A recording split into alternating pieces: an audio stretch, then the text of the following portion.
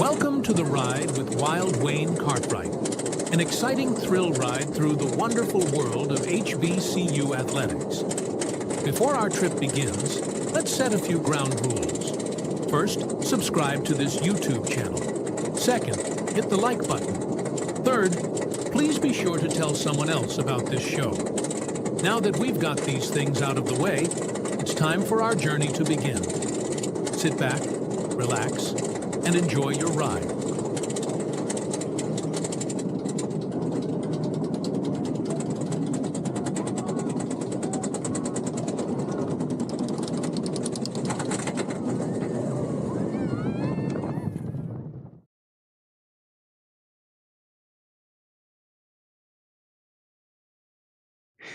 What's good, people? Wild Wayne is back a little bit later than normal, but we are here nevertheless. And can you believe it? We are here on week number 3 already. All right. So y'all know, as I do always on Wednesdays, on Wild Wednesdays with Wild Wayne, we're going to go through all the games. We're going to make some picks and some predictions, and I'll take some questions in the comments. All right. So everybody, make sure you hit that like button. Make sure you subscribe. Make sure you do all those good things tonight. All right. So let's get it started. All right. So we're going to go right here. First game, we're going to start here in the CAA. This is the CAA opener for Hampton traveling to North Carolina A&T. All right. So you can see these guys. This is for the second year in a row that these guys are playing each other in Greensboro, which is a crazy scheduling quirk, but nevertheless, that's what you got. This game will be at 7 p.m. Eastern, 6 p.m. in the Central, on Flow College Network. So this game last year, it was 59-17. This was G-Ho last year, the greatest homecoming on earth. Right? 59-17 was the score last year. Now, if you may recall this week, Sean Gibbs, the head coach of North Carolina A&T, he came out and he made some comments right after their game when they got beat down there in Orlando against UCF. They lost 68-7. He talked about how they lost 3 quarterbacks, talked a lot about the process of payment games. Now, I'm not going to get into payment games, just the philosophy of it at this point. I'll maybe, if I have some time towards the back end of the show, I'll address it, because I do have some feelings just like everybody else does. But just for the basis of the conversation of this game, North Carolina A&T is possibly coming into this game shorthanded. Now, they were already going to be an underdog in this game anyway. But nevertheless, this is what we got. Now, Hampton last week, they played against Elizabeth City State in their home opener. And really, it was a game that they could have and should have been beaten in. They played poorly. They needed a second half comeback to win by 7, and even needed to make a red zone stop late in the game to keep it keep them at bay, the Vikings at bay. So Hampton coming in this game 1-1. We saw what they were week 1 when they played down there in the vet against Jackson State. This is a game that I just believe that Hampton's going to be able to get, regardless of if their offense continues to struggle. Jaquan Snipes was a bright spot for them at running back last week. He got on track. I expect him and the crew to kind of get on track. It may take a little while, but ultimately, my pick in this one, I've got Hampton pulling this one 27-9. I don't really see A&T laying over in this game, because really, quite frankly, other than the Campbell game that they're going to play, speaking of A&T, that is, other than the Campbell game, they're really, if you look at the schedule right now, it doesn't look like there's a lot more opportunities for them to get a W this year. And this is a game that you potentially could maybe look at to potentially surprise Hampton because of the way Hampton played last week. But I don't expect Trenton Boykin to let these boys go into Greensboro playing like that. So 27-9 Hampton in this one to get on the board in the CAA. All right. Now we move to the MEAC. Okay. So Morgan State hits the road to play Toledo. Now, obviously, you guys know I live here in Ohio. Toledo is about a 2-hour drive from where I am. Uh, Toledo's a pretty good MAC team. They come into this one 1-1. They played a payment game of their own week 1 at Kentucky. Right. Last week they played Western Kentucky, who's a group of 5 team, just like they are. They romped to a 45-7 lead, end up winning 45-24. Morgan State, we know the story. Week 1, 4 turnovers. Blew a chance at South Alabama. Last week, 3 more turnovers. Blew a great chance at home against Towson. Even had the lead with 18 seconds left until Towson scored a game-winning touchdown. Morgan State in this one, they're going to come into this one just collecting a paycheck here. This game's at 3:30 Eastern, first ever meeting up there at the Glass Bowl. This will be on ESPN+. Jason Candle and Toledo Rockets by a nice sizable margin here. 45-14 is what I'm going. I believe it could even be worse than this, but this is for the respect that I do have for what Morgan State's talents are. Morgan State, this is a payment game, but what they need to do, they need to get a lot of things straightened out. Now, what Morgan State has ahead may make some folks be like, what the hell? Because when I show you their schedule here, this is what they have after Toledo. This is not a typo. Those boys have Central State at home, D2, and then they play Miles in the Circle City Classic. So they get 2 D2s in a row. Georgetown is a winnable game, and then you see Virginia Lynchburg for homecoming. Okay, all that before they get in the MEAC play. So for Morgan State, I'm not really concerned about these guys the next 4 games here.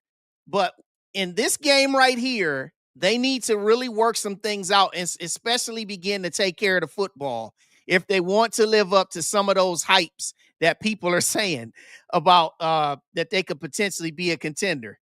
Yeah, you're right, man. He said, what the hell? Let me pull that back up for y'all. Yeah, he said, what the hell? You saw that right. Central State and Miles, then with Georgetown, and then Virginia Lynchburg. Yeah, fluff. Yeah, total fluff. Oh, but for this week, they're going to collect the check from Toledo. All right, so let's move on.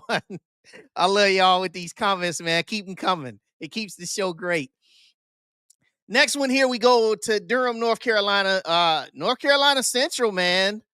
Man, 2 weeks in a row, kind of shaky on offense, particularly. Now, last week, that was against Old Dominion. Okay. Old Dominion, we know they're in the Sun Belt. That was a payment game. Okay. So this game, Fayetteville State comes in 0-2. These are 2 former CIAA rivals. O'Kelly Riddick Stadium's to play 6 p.m. Eastern on ESPN+. Last time they played was a long time ago, man. 2012, North Carolina Central 54-31. Okay, so as I said before, North Carolina Central last week, they played at Old Dominion. It was a pretty good game for them for a half. And then the third quarter happened. Old Dominion pulled away 28-3 in that third quarter, en route to a 54-6 route, right? Walker Harris has not been playing very well the last 2 weeks. He has completed 13 passes each of his last 2 games. 13 passes. Okay. 13 of 33 2 weeks ago and 13 of 26 last week. Right. So he's got to find a way to get himself back on track. Also, they got to get that running game with Chris Mosley, get those receivers, get that offense going. Trey Oliver this week said that this is a game that they really, really need to get their confidence back on offense, get their flow going. And I think they will in a nice way. 35-7 is what I'm going here for the Eagles to get a win down there at home. All right. Shout out to Fayetteville State, though. Now, this game right here has taken on a whole new meaning of its own. Now, if you guys saw my show Sunday night, I had Kobe Orr on, who's a South Carolina State grad and a he's an ambassador for them. He talked a lot about this game playing Bethune-Cookman. Now, Bethune-Cookman, obviously everybody knows these two used to be in the MEAC together, played many times. Last time they played was in 2022. Last time that Bethune-Cookman was in the Bethune-Cookman was already in the conference, but it was a non-conference game that they played against each other in 2022. South Carolina State won 33-9. This game is going to be on ESPN Plus at 6 p.m. down there in Orangeburg. All right. Bethune-Cookman, 2 payment games. Got spanked by old Willie Simmons and FIU. And then last week they played the U and lost 45-3. So 42-9, 45-3. Okay. You can do the math. 12 points scored in 2 games by Bethune-Cookman. South Carolina State, they outgained Wofford by a lot in the first game, but wasn't able to take advantage of some opportunities and ended up getting a squeaker 16-15 over Wofford. Last week, much better effort. They gave South Carolina all they could handle for most of that game before falling 38-10, right? This game has been nasty. It's been a whole lot of talk between some Bethune-Cookman folks that think that they can come to Orangeburg and get one. Stop. It's not going to happen. We got South Carolina State here 31-7. I think that South Carolina State defensively, if you have not seen South Carolina State play yet, this is an opportunity for you to see them play. Yes, they lost a whole lot of talent on both sides of the ball last year, but defensively, these guys can get after you.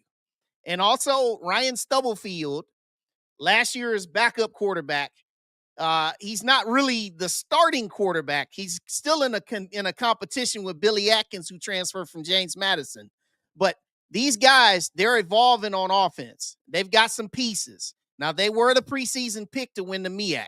And I was trying to, right, thank you. He wasn't a coach at SC State, but he's an SC State ambassador. Thank you. Now, they lost a lot, I said, about South Carolina State. Lost a lot. But they're an evolving squad. And this is an opportunity. If you haven't seen them play, watch them. 31-7 is where I'm going here. I think Bethune-Cookman plays them tight for a half, but then South Carolina State flexes that muscle, right? All right. Payment game here, Norfolk State. Going on the road. This is the first road game for Michael Vick in the Vick era. They're going to play Rutgers there in SHI Stadium in Piscataway. This game will be on Big Ten Network at 3:30 Eastern. And you saw the last time they played 10 years ago was 63-13. Norfolk State, they were pretty deadgum fortunate to get out of town with a win last week against Virginia State.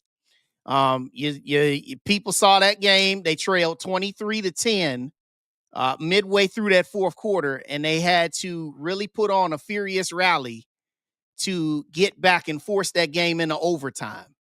And they ended up winning that game on a game-winning field goal. So the question in this game is not about whether Norfolk State will win or not, but the question is, can they find some kind of flow on offense? And also, can they find some kind of rhythm to the entire team? Okay.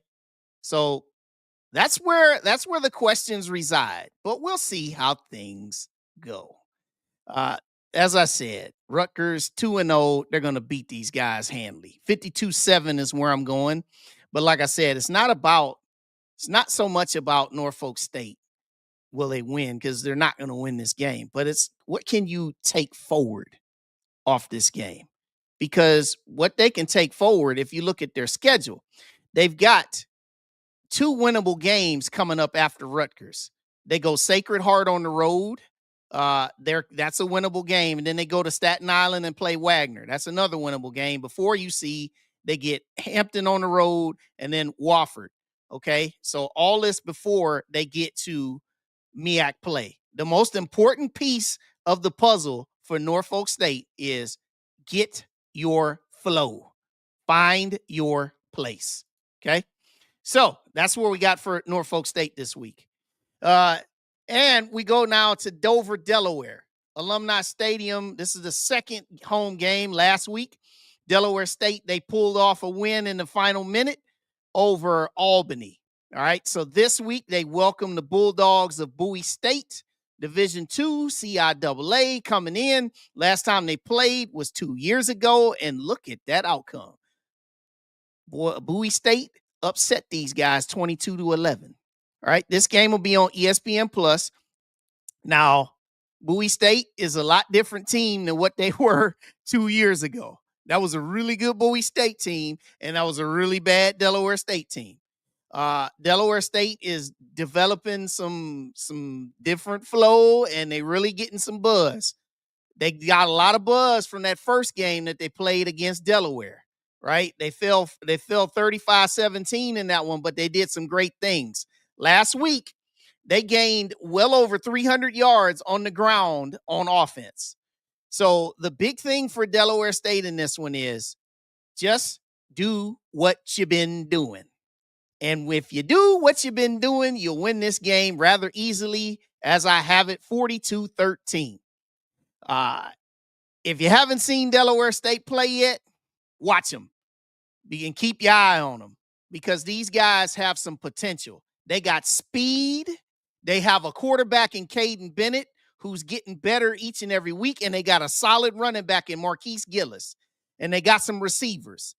The thing about them is when it comes down to getting down into MEAC play, is where will they be defensively? So that is the whole thing, right? Like he said, they got to keep the momentum, and I believe that they will this week. And like Ms. Mack said, hit the like button and subscribe. Thank y'all. So that is Delaware State this week. I got them 42-13 this week to get a win. Okay. And we'll look at what they have coming forward. That is Delaware State. They've got some winnable games ahead too. At St. Francis next week. Then you got the Sacred Heart game. Now Monmouth is a pretty good squad. But then you got Southern Connecticut State for homecoming. Okay, that's a game that they'll get. You look at their schedule here. Okay, now the Monmouth game, that's a toss-up. But you look at it, they could be 1, 2, 3, 4. They could be as probably at the very least, they could end up being 5-2 starting off with their MEAC schedule when they hit the road October 25th. They could be 5-2. Okay, this is a team that won one game each of the last 2 years. And now you look at that, they're developing this momentum, and it could be setting up to be something special there in Dover, Delaware for first-year head coach Deshaun Jackson. So that's what we got. They'll get a win this week. Okay, now rounding out the MEAC portion of this, you got Howard, who's got some offensive struggles, y'all. They scored 17 points in 2 games, and yet they have a 1-1 record. They won the first one 10-9 against FAMU, and then last week was a 55-7 loss against Temple. Okay, this game is the HBCU New York Classic. They're at MetLife Stadium, East Rutherford, 1 p.m. Eastern, early kickoff. Okay, HBCU Go is the spot where you can watch this. These two teams, they met last year. Howard won 35-21. Morehouse D2, they played one game. They got blown out by Johnson C. Smith. Johnson C. Smith, pretty good squad. All right. Morehouse, I don't really see too much of them in this game. Hopefully that for Howard's sake, what they need to do, they got to get some flow on offense. That offense, like I said, 17 points in 2 games, and it hasn't looked very good on offense at all. Now, Tariq Starks, he's got something to work with. You know, he's a dual threat. And, they got Eden James, the running back. This is a week that these guys need to find it and get it going. If whatever they got, if they struggle in this game against Morehouse, that could be a tell sign for how it's going to be up the road for those guys. So what I got for them this week, I don't think it's going to be a pretty game. I see 24-6 Howard. I see them kind of slogging their way through this game. I don't really see this being a very good game otherwise for both sides. I see turnovers A lot of penalties.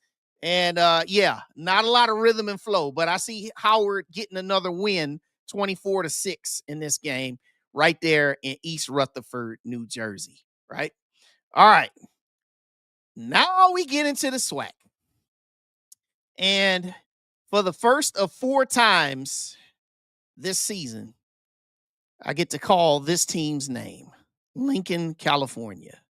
The Lincoln Oaklanders. Lincoln, yeah, they're becoming almost like the Washington Generals. UAPB 0-2. They had 2 games where they were beaten decidedly. This is their home opener. You'll see this game on SWAC TV if you want to watch it. If not, that's all right too, because it's going to be a one-sided affair. And like you said, shame. 63-6. And even by UAPB standards, I'm telling you, that's how bad Lincoln, California is. They're collecting paychecks and getting beatings everywhere they go. Shout out to UAPB. You're going to get your first win this week. Hopefully, at least there's something better up the road, because I really like your head coach, Alonzo Hampton. All right. Southern. Now, let's pause right here about Southern. Everybody knows they made the announcement yesterday. Well, Coach Graves made the announcement yesterday that Mark Fredericks is now being joined as co-offensive coordinator by former Alcorn State head coach Fred McNair. And McNair is going to call the plays. Now, Southern's 1-2, and the fan base is not happy. It's been a very, very tumultuous week for that entire fan base. I feel your pain, because everybody who's been a fan of whatever team, you have had your feelings about your team just like that many times in your life. Okay. Now, this team had high expectations coming into the year, right? They won the West last year, and people thought, all right, hey, they're going to improve on it. They have a running game. They, got a returning quarterback. They had returning the SWAC Defensive Player of the Year. Great secondary, all these different things, right? It hasn't clicked yet. But fear not. We'll see. Because time will tell if Southern can get its act together. They're not going to get their act together in this game right here, because Fresno State is going to kill this team. But the point of me pausing here and saying this is, other than collecting a $550,000 paycheck, this is an opportunity for Southern, because next week they have a bye week. And with the bye week and this week playing, this is your opportunity. As you can see their schedule, this is your opportunity to see what you got, work out some kinks, try some stuff against Fresno State. Okay? Let it all hang out. Then you have a bye week, and then you start SWAC play on the 27th with Jackson State coming to the Bluff. I expect Southern to come out in this game and really work to do some experimental details. And here's a question. Is McCoy the QB for this game? Yeah, he should be, because what it's been said is that they're looking to bring Woods back after that bye week. And then they'll play then they're going to play Jackson State. And Teldrin, what's up, Teldrin? He said, yes, he is. He is the quarterback. And yes, like I said, Woods is out until, at the very least, JSU. And like I said before, they have a bye week coming up after this. So figure out some things on offense here, okay? Now, they're searching for an identity on offense. And really, if you really want to think about it, they're kind of searching for an identity, period, okay? They're kind of searching for an identity. So we'll just see what it is. All right? But in this game right here, this is Fresno State by a lot. 56-7 is where I'm going here, right? But again, this is just a game of opportunity for Southern. Doesn't matter. Just play, figure some stuff out, go into your bye week with some offensive and some momentum and see what you got. All right. So that's Southern's game. He said, how convenient. LOL. You're right. All right. Prairie View. Oh boy. These boys, they've been catching a whole lot of grief this week. People been getting all on them for losing to UT Rio Grande Valley. A lot of people been saying, oh, they lost to a team that just started. They've been playing some developmental games for a few years. They were ramping up their program, okay? I just want to say that again. I said it Sunday night. I want to say it again. You know, they didn't just get some dudes off the street and bring them together and say, hey, let's form a football team and let's go down the road and play Prairie View. Listen, Tremaine Jackson, he was very, very upset this week on the coach's call. Very, very upset. But the thing that I really appreciate about his energy is the fact that you can tell that he cares. And this is the other piece that I really appreciate about what Tremaine Jackson's demeanor is. He took accountability. He said, last week's loss, that falls on me. He said, I didn't really do a good job of getting the team ready to play. He said, that falls on me. I'm the head coach. I got to do a better job of coaching. I got to do a better job of preparation. So that is where it is right now. So they're going to play Rice. Rice is not a very good team, okay? But last time they played, you see, 2018. Rice got the win 31-28, which is crazy. So this game, 7 p.m. Down there in Rice Stadium on ESPN Plus. This is not going to be a good game for Prairie View to win again. But again, for them, this is about trying to establish some momentum. All right. I see this game, though, being a little bit closer than some of the other payment games this week because, like I said, Rice, they're trying to figure some things out in their program, too. I see this one being a little bit closer, 38-17. Okay, 38-17, but Rice is going to take this one. All right. Next one. I can hear these cowbells right now. Can you hear the cowbells? I can hear them down there in Stark Vegas. Davis Wade Stadium, 6 p.m. Eastern. Last time they played, 2013, 51-7 Mississippi State. This game be on ESPN Plus. So Alcorn 0-2. And you know, they had a big time struggle week 1, losing to Northwestern State. Last week, lost to my team, Alabama A&M. So this game, you're collecting a check, $475,000. But Mississippi State, you going in there on the wrong time. Mississippi State just beat Arizona State, who was ranked number 11 in the country. In the last second victory, they were very, very excited. And Mississippi State, they've won as many games this year already than they won all last year. Last year, they were 2-10. And now they're on the board. And so it's going to be 3-0 in a great way. And like you said, they about to be 0-3. And said Mississippi State just upset Arizona State. They are out to keep that going big time. You better believe it, especially because Mississippi State got that gauntlet that's called the SEC coming. So they're going to beat these guys up. 49-7 is where I'm going. I'm giving them a little bit of mercy in this one. But it's not going to be close. All right. So just get the check, get out of there healthy, Alcorn. And here's Grambling. Home opener in the hole, if you can believe that.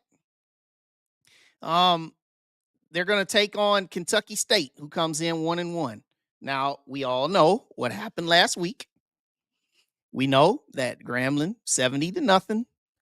Kentucky State, their one win was against Central State in the Detroit Football Classic, which I will not lie to you. And you can look this up. They played in Ford Field where the Detroit Lions play, and 1,200 people showed up in a 65,000-seat stadium to see Kentucky State play Central State, okay? That's crazy. But anyway, this game right here, This is their first ever meeting. This game's going to be on SWAC TV, 7 p.m. Eastern. Okay. 6 p.m. down there in the Central. Grambling, this is a week for you to get your mojo back. They did a few good things when they were playing down up here in Columbus. But we knew what it was. So this is a week for you to get all of those points that you didn't score last week. You're going to score them all in this week. Like Quentin Major said, it's a true family and friends game. You best believe it. Anybody you want to see him play on the roster, show on up. You'll see your boy, your cousin. You'll see him, your nephew. You see them all play, right? Because Mickey Joseph and these boys, they're going to come out and they're going to show them. 42-7 is where I'm going in this one. Grambling getting the win over an SIAC team. Okay. So that is part one of the picks this week. So now I'm going to continue with part number 2. And we go to another SIAC against SWAC matchup. You've got Miles, which is not the same Miles now that Sam Shade has departed there in Birmingham. They come in 0-2, and they were blown out both of the times that they took the field this year. Chris Goods, new head coach, looking to see about what he can do to establish this program. We know Alabama State, they're pretty much riding high. They had that really good showing at UAB in week number 1, and then they won last week down there on the Bluff 30-7. All right, so this is their home opener. This game will be on the Griot. 5 p.m. in the Central. Last year they played, it was 24-3 Alabama State. 2 years ago, famously, that Miles went in there and shocked Bama State. Not happening this year. It's going to be 45-3 that I see it as. I just don't really see much from Miles in this game.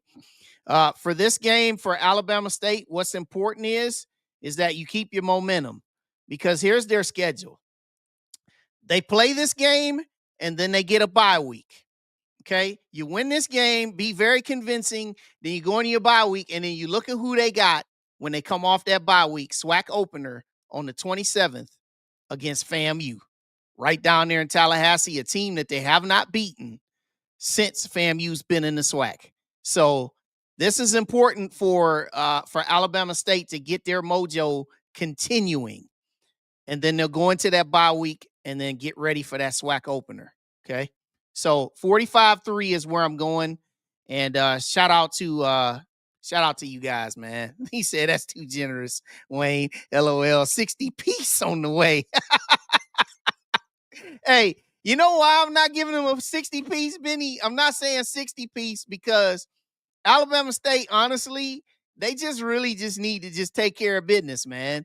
Work on some things, do some good things, get the win, get on out of there. You got a bye week coming. You ain't gotta open up the full arsenal, right? They don't have to do that. But if they do, hey, we'll see. All right. Now speaking of FAMU, if I can go to the sound effect.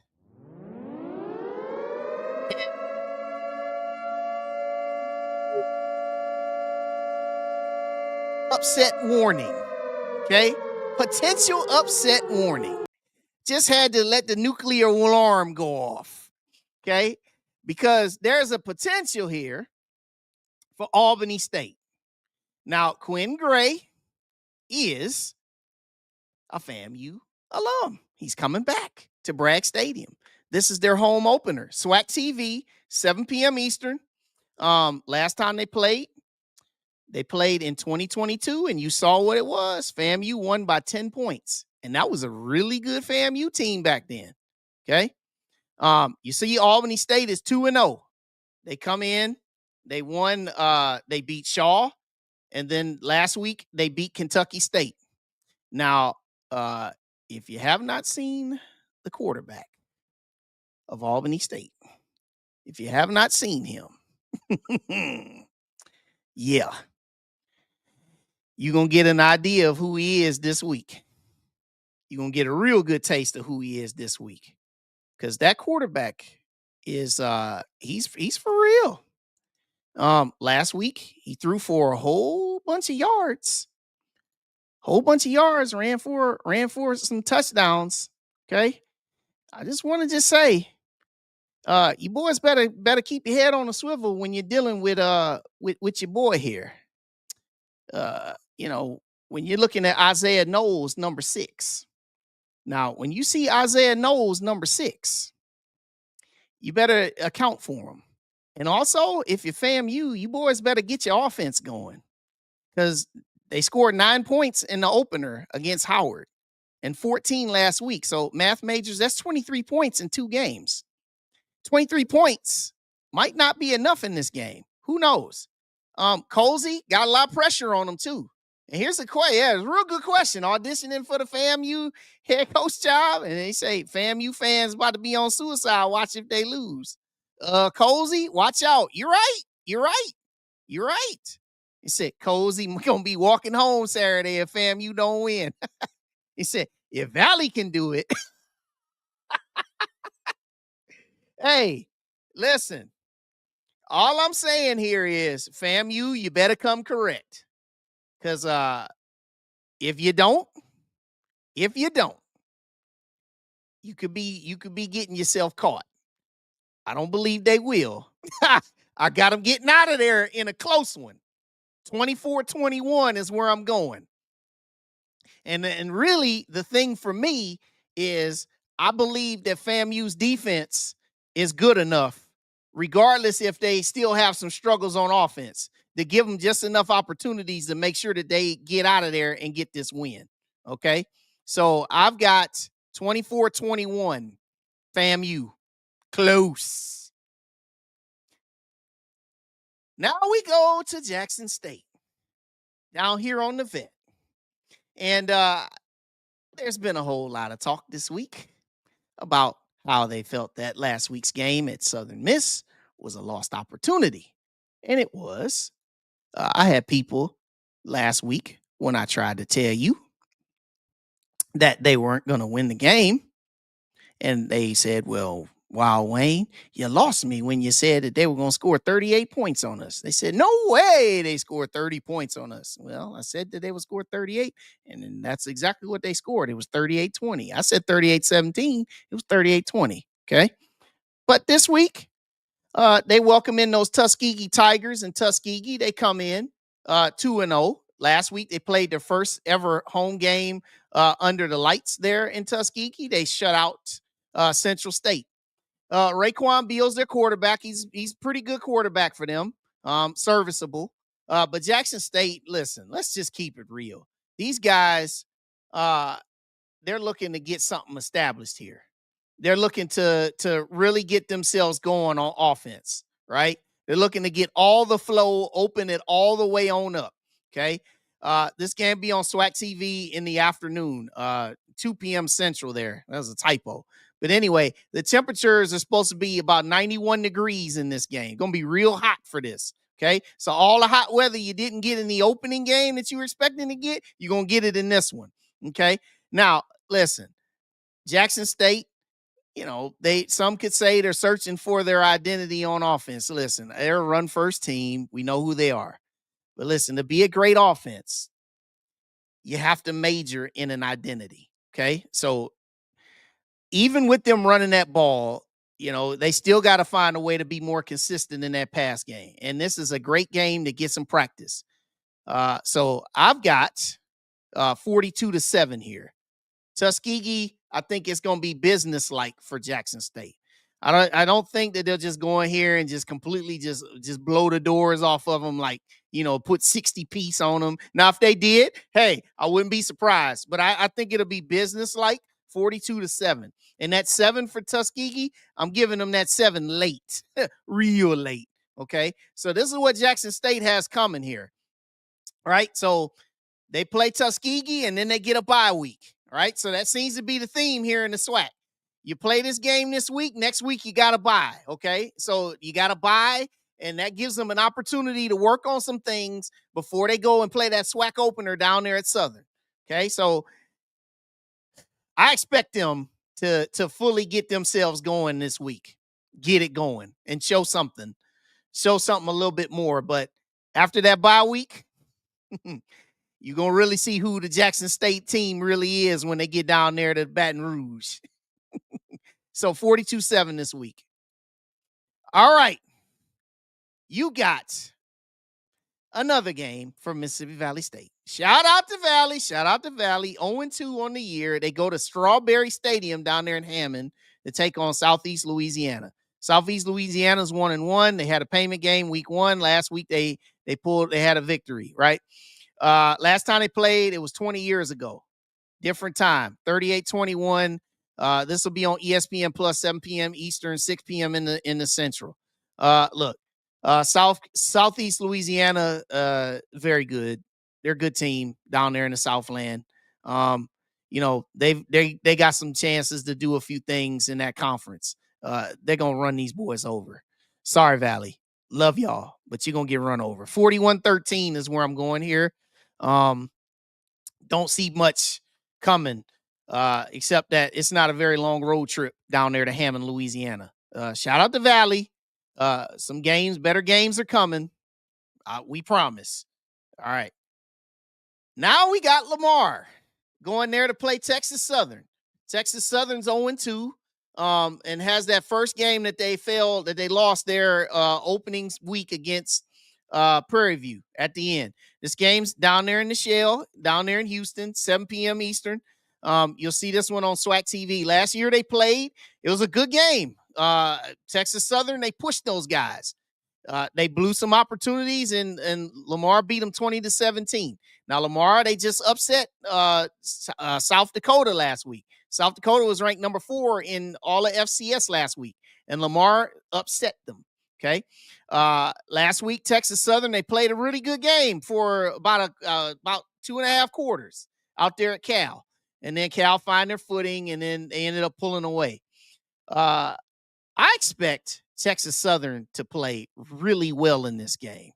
I don't know why, but I just really do feel like they're going to play really, really well in this game. I think Lamar could potentially be had, maybe coming off of the high that they had after beating South Dakota last week. And Texas Southern, this is a game that you can really, really try to flex some muscle, man. Try and show what you got, because they got some potential. So we'll see what Texas Southern has in this one. But for me, I still think Lamar is still a better team, even though I believe Texas Southern's going to play really well. I see this being a 4-quarter game, but give me Lamar 27-13. Okay? And now we move to the final game on my ledger this week. We got my team, Alabama A&M, coming in off its victory last week over Alcorn State at 1-1, taking on a also 1-1 Tennessee State. Tennessee State last week, they were handled by number 1 team in all of FCS, North Dakota State. Okay, things are different. This game 4:30 Eastern, 3:30 in the Central. Last time they played was 2010, which is crazy. 2010 for two schools that are only 2 hours apart. Okay. So it is really, really cool that they're getting themselves together. This is the first of a 4-year series. All right. So this game is going to be there in Nissan Stadium in Nashville, ESPN Plus. Okay. For Alabama A&M, Quad Brown last week, 295 in the air, 3 touchdowns passing, and he had 2 rushing touchdowns. The thing that Alabama A&M needs to do better, penalties and self-inflicted ones. Stop the penalties. Stop all of the mistakes in that area. Once they control those things, they definitely will be even better. Okay. Tennessee State, Kendrick Grimes is their guy at running back. You guys know him in the SWAC. He was really good when he played at Southern. He had a really good game with 174 yards rushing in the opening game against North Carolina A&T. They have struggled at quarterback. Jonathan Palmer has been a little bit shaky at quarterback. Okay, so Reggie Barlow, he's building something with these guys, as is Sam Shade. I expect both teams to play really well in this game, but I think Alabama A&M is a little bit further along in the developmental phase. Just the fact that Quad Brown's playing so well, I'm going Bulldogs 35-21. And so that's what we got. And so here is my record from last week. The only two games I lost last week was Prairie View losing to UT Rio Grande, and I also picked against Delaware State. So Albany was who I picked last week. So those are the only two games that I lost last week. 17-2 was my record. And so that brings my overall pick record to 29-6 through 2 weeks. Not bad. Okay, so these are my winners this week. As you can see, these are my winners. And so now we're at that point of the show where I just want to make sure that everybody gets a chance to holler at me. Talk. Let's holler at me. Say what you want. As I pull up these things here again. Everybody can just talk about these picks. Where you agree, where you disagree. You can go wherever you want to go. We got a week 3 here, and what's really crazy is next week, the schedule gets a little bit thinner next week because, as I talked about, there's so many teams in the SWAC that are going to be on a bye next week, and Tennessee State's also going to be on a bye next week. And so those are some things that we really, really see for this week. So we got a lot of games on here. Gonna be some checks. Handed out. All right. So what does our defense need to do Saturday against Tennessee State? Stop the run. That's first and foremost. Kendrick Grimes is really their guy.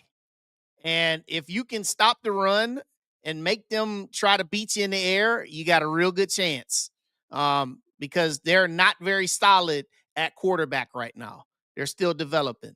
And then also penalties. Don't make any defensive penalties, and I think they'll be fine in that regard. But yeah, stopping the run is what A&M really needs to do. If they do that, they got a real good chance. Okay. So yeah, keep it coming, y'all. Keep it coming. And also make sure everybody hits the like button. And if you have not subscribed and you're watching, make sure you hit the subscribe. But yeah, so like I said, these are my picks for this week. We got a really good slate. You see, we got a CAA opener with Hampton going there to play against North Carolina A&T. And then you see Albany State going to play at FAMU. And yeah, FAMU, keep your head on a swivel. And then you see all the rest. So, the game of this week is Alabama A&M at Tennessee State. That's really the big game this week on a slate. Now, one thing I will say here about this slate is, each and every week there's always the ability for somebody to get shocked, somebody to get stunned. Each and every week we see it. Somebody on this list that really nobody thought would win a game somehow ends up winning one. Okay. I missed the beginning of the stream. What's your opinion of JSU's passing game? So my opinion about Jackson State's passing game. It needs to be more consistent. It needs to be more cohesive in terms of Jacoby and Morgan being able to turn the ball loose and make the throws. And also his passing completion percentage needs to be more consistent.